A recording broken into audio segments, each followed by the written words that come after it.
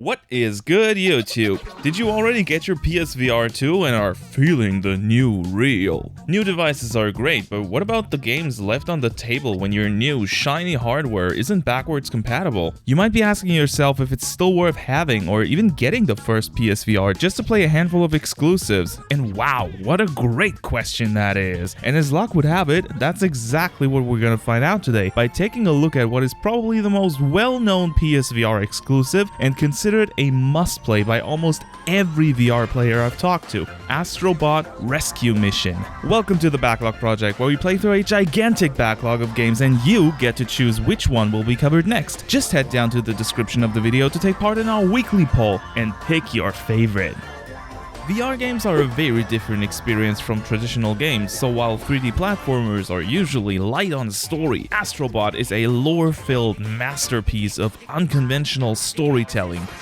Okay, I lied, it's pretty basic. You're some sort of camera robot just floating through space when the Astro Bot spaceship, yes, plural, happens to find you and you become fast friends. A minute later, some big green alien dude comes along, destroys the ship and uses its front side as a makeshift VR headset that doesn't really do anything. I mean, it's funny that the villain is wearing VR glasses as well, but that's about it.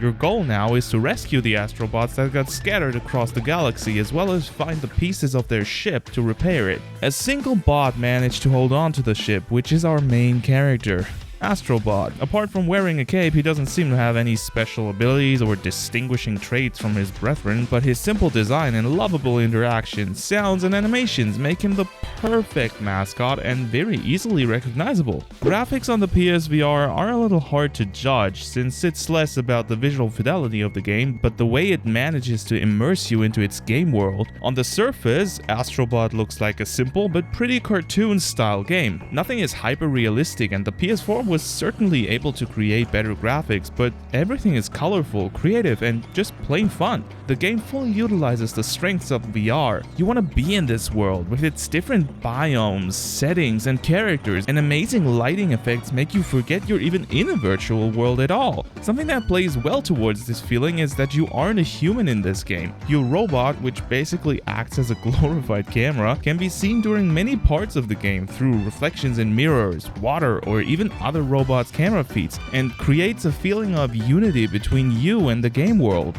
Rescue Mission also runs at a rock-solid 60 FPS without even a single noticeable drop in all of my time with it, lending itself even more to the immersive experience VR is all about. While the levels themselves are gorgeous, one thing that negatively stood out to me is that every level is basically housed in a void of clouds, with the horizon stretching far out into the sunset or night in certain levels. While not necessarily bad and certainly helpful for making the levels themselves look nicer because it saves processing power, it takes away from the immersion, since you're constantly being reminded that this is not a cohesive world you explore, but very much computer-generated biomes that just look real.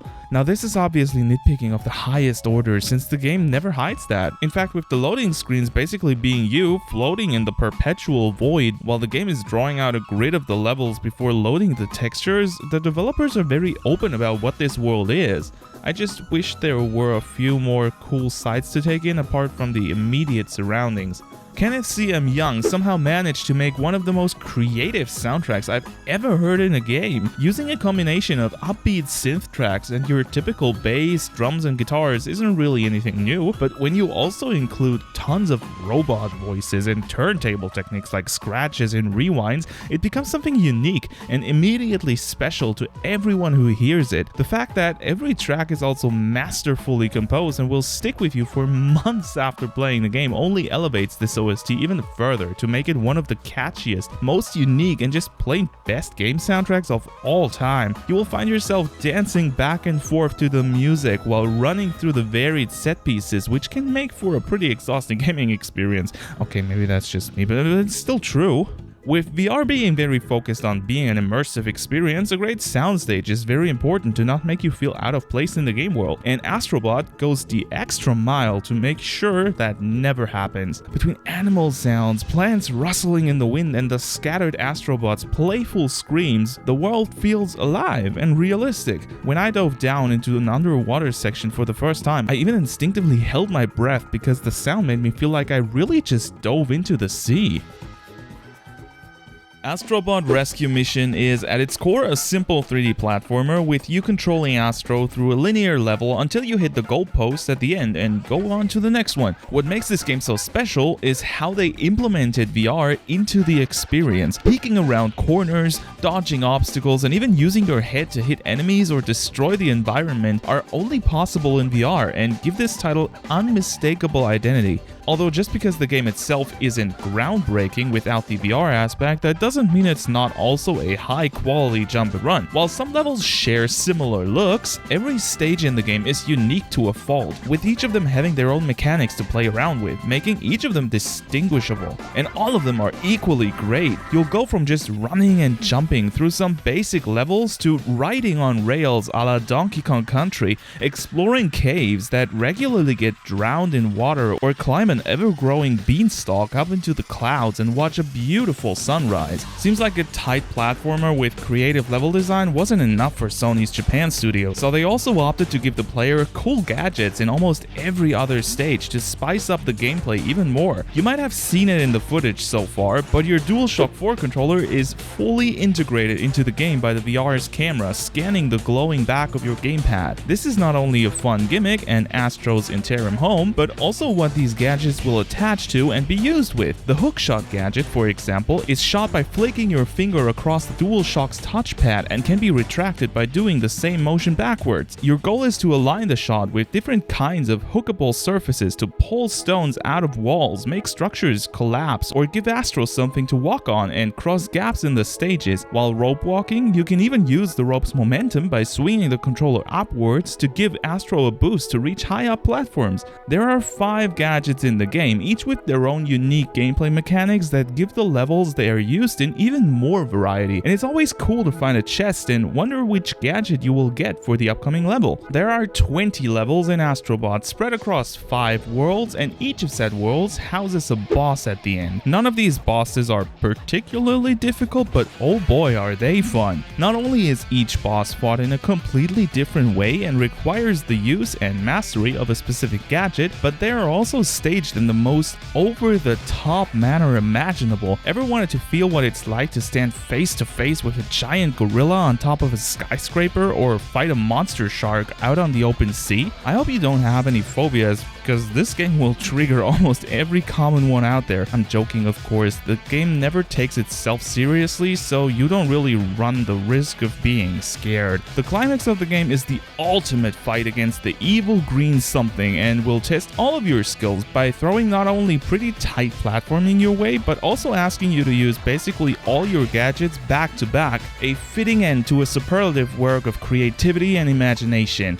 But is it really over? Although the game doesn't really qualify as a collectathon, there is quite a bit of stuff to find in Rescue Mission. First and most prominent are the scattered Astro Bots. 8 of the little guys have been hidden in every level, with some more or less unmissable and others extremely well hidden. Whenever you hear a bot screaming, you know that it's time to keep your eyes out for secret passages, look around corners, or even peek over the level's edge to see if there might be a hidden platform below you. If you're playing with headphones, as you should, PlayStation's 3D audio will also be very beneficial here, allowing you to pinpoint the direction the sound is coming from, which is crucial in finding some of the harder bots. What I loved about collecting them is that not only are they well hidden and require a different approach to the levels at times, they're also very fun to watch. Most of them don't just sit around, but are playing around with the environment, interact with enemies, or are even references to some legendary PlayStation titles. You can also find tons of coins, yes, very creative, by collecting them in the levels, defeating enemies, or destroying chests, which can be used at the claw crane in Astro's ship to get little diorama views of levels, enemies, bosses, and items from the game. They don't really do anything, but they're fun to look at and make for a great digital figure collection. Besides bots, every level also houses one chameleon. These are almost invisible critters that sit in the most hidden spaces of the level and will become visible once you stare at them for a few seconds. Not only is this a creative use of VR's unique point of view, but it also makes you really take in the sights because you might always stumble upon a chameleon in the process. While bots are mainly needed for achievements and unlocking new worlds, each collected chameleon will unlock a challenge version of the level you found it in. These challenges can range from speedrunning through altered versions of the main stages to mini-games such as putting out as many fires as you can with the water cannon gadget. Usually just about a minute long, these aren't really the meat of the game time-wise, but they're enjoyable alterations of the base game, and you get medals of bronze, silver and gold depending on how well you do in any given challenge. For every silver and gold medal, you get an additional Astro Bot, so you'll have to beat all challenges on the highest rating to complete the game.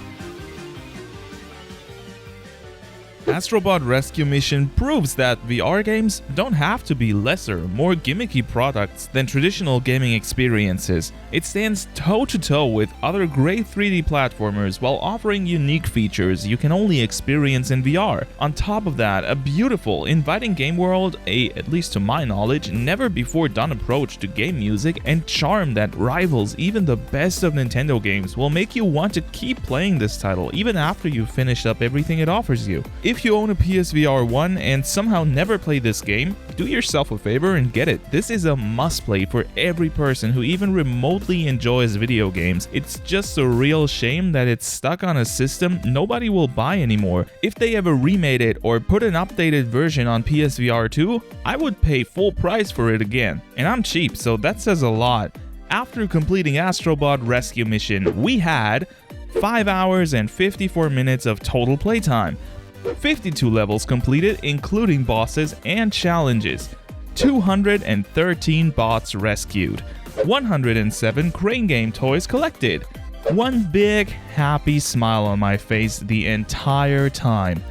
If you want to support me in continuing to make these videos, you can do so by using YouTube Super Thanks to have a cool highlighted comment or become a channel member for just 99 cents and unlock some cool perks across the channel like custom emoji and double votes on the polls. Any money I make from these videos goes directly back into the channel or into my cat's stomach as snacks. Thank you very much for watching, and remember to always keep that backlog rolling.